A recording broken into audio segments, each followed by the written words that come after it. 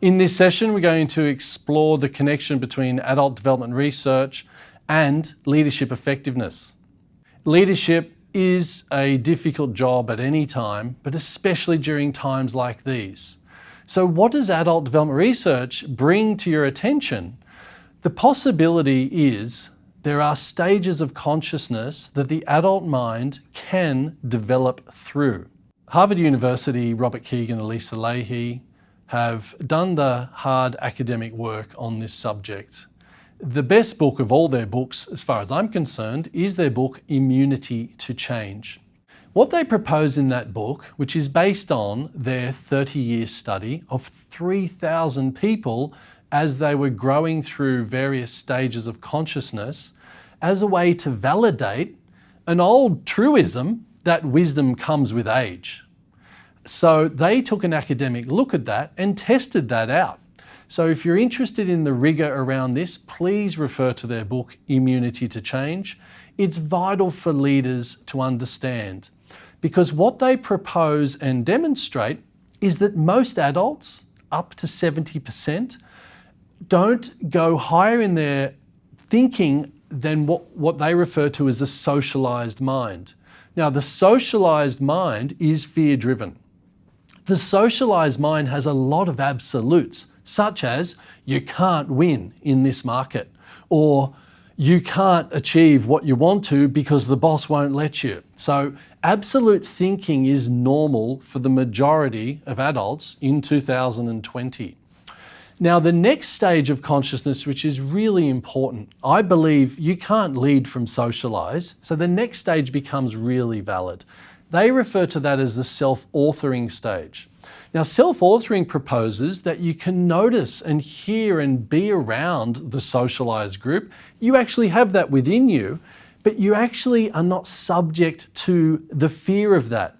You can take the strength from being socialized. All of us need to fit in, but then you can go to another level of thinking.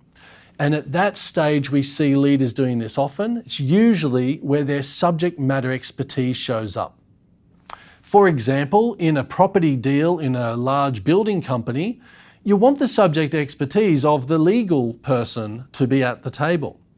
And you want them to have that expertise, and you want them to hold that line for the organization and not just acquiesce the legal position because someone doesn't like them. So that's an example of how self-authoring mind can be really useful in a leadership context. The dilemma of self-authoring, curiously enough though, is being subject to or impacted by the opinions of others. So the next stage beyond self-authoring, to me, is the holy grail that many of us leadership consultants are there to serve you to achieve. Kegan and Lahey refer to it as self-transforming. Now, it's self-transforming mind, it's using the strengths of the previous stages. And it's actually seeing those previous stages as valid. There's no judgment of them. If you're operating from a self-transforming mind perspective, you're not subject to the opinions of others or the fear drive of others. You actually can see and empathize with it for them, because you can actually see and understand and empathize with how fear operates for you. Therefore, the go-to response to self-authoring is self-compassion, and then having afforded that to yourself, you can afford it to others. And importantly, not let the fear drive of the large group dishevel or derail the strategic focus in moving the organization towards the purpose and vision.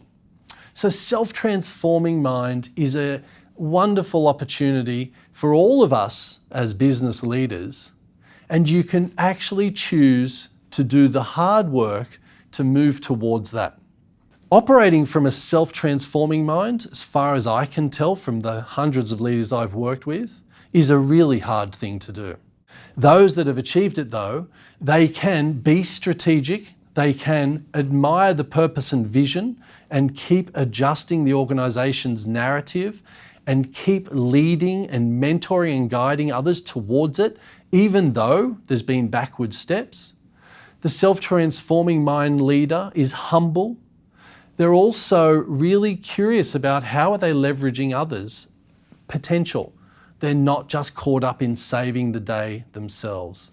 So that's some of the features that I personally have seen of leaders that may have achieved self-transforming mind.